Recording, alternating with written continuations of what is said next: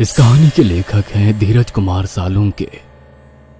रात के 12:30 बज रहे थे। कोल्हापुर में धाराशिव जाने वाली सीनियर कॉलेज के छात्रों की बस जंगल के रास्ते से गुजर रही थी।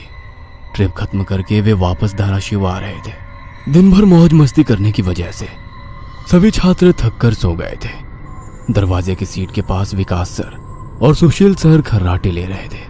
बस ड्राइवर विजय मामा भी नींद में बस चला रहे थे। उनके बगल वाली सीट पर प्यून पांडु मामा बैठे हुए थे कि तभी बस के सामने जंगली सुअरों का झुंड आया। विजय मामा ने बस जंगल में रोक दी। कुछ देर में जब रास्ता खाली हुआ तो बस फिर से चलने लगी।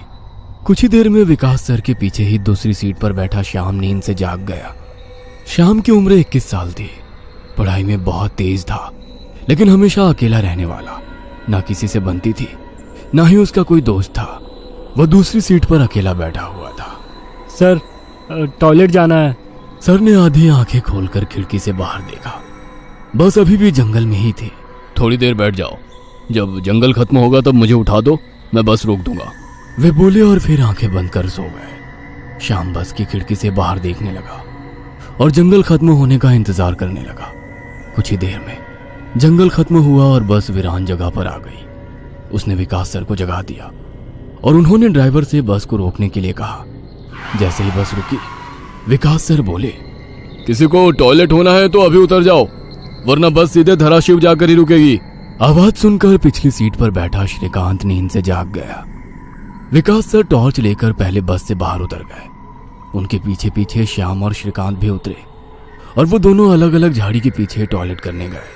श्याम टॉयलेट करके वापस आया, लेकिन श्रीकांत अभी भी नहीं आया था कि तभी श्रीकांत जोर से चिल्लाया। उसकी आवाज सुनकर विकास सर और श्याम उसकी ओर भागे, लेकिन तभी श्रीकांत झाड़ी से बाहर आया। क्या हुआ, क्यों चिल्लाए थे? कुछ नहीं सर, चप्पल से होकर कांटा पैर में चुभा। उसकी आवाज सुनकर ड्राइवर और प्यून भी नीचे उतरे थे। वो सब बस में वापस चढ़ने ही वाले थे कि तभी एक बाइक बस के सामने आकर रुक गई। अरे भाई साहब, यहाँ के नहीं हो क्या आप? क्या आपको पता नहीं कि इस रास्ते पर लोगों को हमेशा चकवा लगता है? बाइक चलाने वाला बोला। चकवा नाम सुनकर विकास सर बोले, हाँ पता है, हम बस निकल ही रहे हैं। और वो सब बस में बैठ गए। सर, वो आदमी किस चकवे के बारे में बात कर रहा था? प्यून ने अगली सीट से ही मुड़कर विकास सर से पूछा। हिंदी में चकवा मतलब छलावा, छलावा मतलब भूत। कहते हैं जो लोग रात में सफर करते हुए मरते हैं उनकी आत्मा छलावा बन जाती है। छलावा रात को सफर करते हुए यात्रियों को पकड़ लेता है और उन्हें अपने गंतव्य स्थल तक पहुंचने ही नहीं देता। वो बस उन्हें उसी जगह पर घुमाते रहता है। कितना भी भाग लो या फिर गाड़ी तेज भगाओ, आप उसी जगह पर आ पहुंच जाओगे जहां आपको छलावा ने पकड़ लिया था। या फिर वो लोग रास्ते से भटक जाएंगे और उस जगह पहुंच जाएंगे जहां पर छलावा उन्हें ले जाना चाहता है, विकास सर ने बताया। इसके बाद ड्राइवर बोला, और यात्री रात भर उसी जगह पर बार बार घूमते हैं। वो तब तक रास्ता भटकते हैं जब तक सूरज ना उगे। जैसे ही सूरज उगता है उनकी ताकत कम हो जाती है। मेरे कुछ ड्राइवर दोस्त हैं, उनको भी छलावे ने पकड़ लिया था। कहते हैं छलावा बस उन्हीं यात्रियों को पकड़ता है जो थके हुए होते हैं, क्योंकि उन पर हावी होना बहुत आसान होता है ना। फिर तो छलावा बहुत ही खतरनाक है। प्यून घबराते हुए बोला, अरे कुछ खतरनाक नहीं है, ये सब अंधविश्वास है। ड्राइवर जब थक जाता है तो रात में उसे रास्ता समझना मुश्किल हो जाता है, इसलिए उसे भ्रम हो जाते हैं और वो रास्ता भटकता है। इसे ही अनपढ़ लोगों ने भूत यानी चकवा या छलावा का नाम दिया है, विकास सर बोले।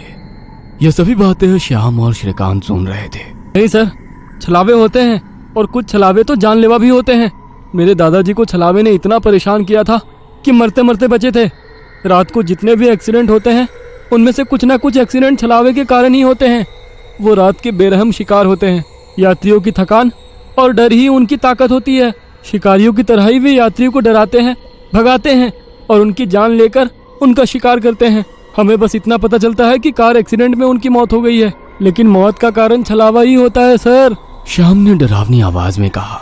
सर, इस का कुछ मत सुनो, इसकी बुआ राइटर है, उन्हीं से सुनी होंगी ये बातें।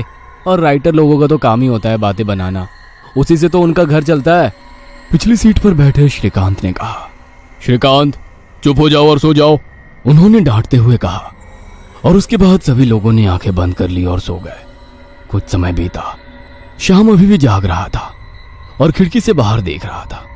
बस किसी जंगल के बीचों बीच से गुजर रही थी कि तभी उसने देखा कि रास्ते के किनारे एक बंद पड़ी चाय की टपरी है।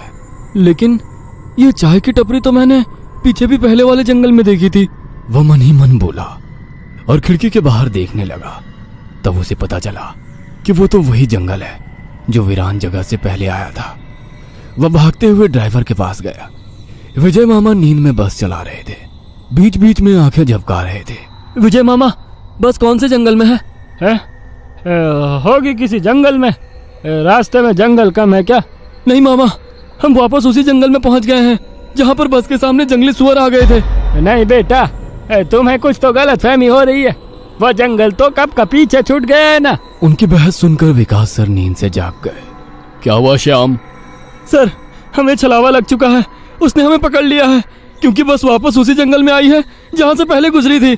लेकिन विकास सर भी ड्राइवर की तरह उस पर विश्वास नहीं कर रहे थे। सर, अगर आपको मेरी बात पर यकीन नहीं हो रहा है तो बाहर देखो।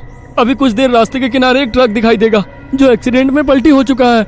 और कुछ ही देर में रास्ते के किनारे सभी को पलटी हुई ट्रक दिखाई दी। ये देखकर सभी हैरान हो गए थे।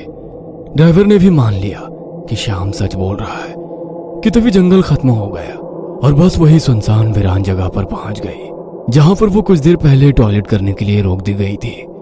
ये देखकर सभी की आंखें फटी की फटी रह गई थी।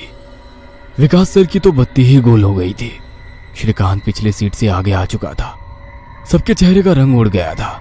बस अभी भी रास्ते पर चल रही थी कि तभी वो फिर से वापस वही जंगल में पहुंच गई। वह सभी जान गए कि उन्हें छलावा ने पकड़ लिया है।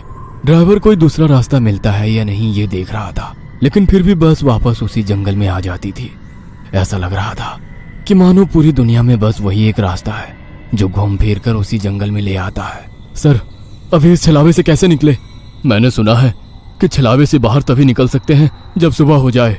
इसका मतलब हमें रात भर इसी सड़क से गुजरना होगा, जंगल से वीराने में और वीराने से जंगल में। क्यों ना हम सुबह होने का इंतजार करते हुए उसी वीरान जगह पर रुक जाए। ड्राइवर बस चलाते हुए बोला। लेकिन शायद मैंने सुना है कि छलावे में रुकना ठीक बात नहीं है। नहीं सर, मेरी बुआ ने बताया था कि अगर सेफ जगह मिल जाए तो रुकने में कोई परेशानी नहीं है। बस इतना ही पता है तुम्हें? और कोई तरीका नहीं है क्या? है, लेकिन वो अभी के लिए नहीं है। और वैसे भी अगर जिस छलावे ने हमें पकड़ा है, अगर वो कमजोर हुआ तो उसकी शक्तियाँ कुछ ही देर में कमजोर हो जाएंगी और हम छलावे से छूट जाएंगे। फिर वो छलावा हमें नहीं पकड़ सकता। इन सभी की बातें सुनकर सोए हुए सुशील सर जाग गए। अरे क्या हुआ? आ गया क्या मेरा बोरगांव? सुशील सर उबासी लेते हुए बोले। तभी सभी ने उन्हें घटी हुई घटना बता दी। यह सुनकर सुशील सर के तो मानो होश ही उड़ गए। लेकिन तभी ड्राइवर जोर से चिल्लाया, सर, आगे एक गांव आया है। यह सुनकर सभी लोग ड्राइवर की तरफ भागे। तब उन्हें रास्ते के किनारे एक बोर्ड दिखाई दिया जिस पर लिखा था, बोरगांव में आपका स्वागत है। यह देख सुशील सर जोर से चिल्लाए, ये तो मेरा गांव है, लेकिन हम यहाँ इतने जल्दी कैसे पहुंचे? हमें तो कोल्हापुर से निकले मुश्किल से 2 घंटे हो गए हैं और मेरा गांव कोल्हापुर से 6-7 घंटे की दूरी पर है।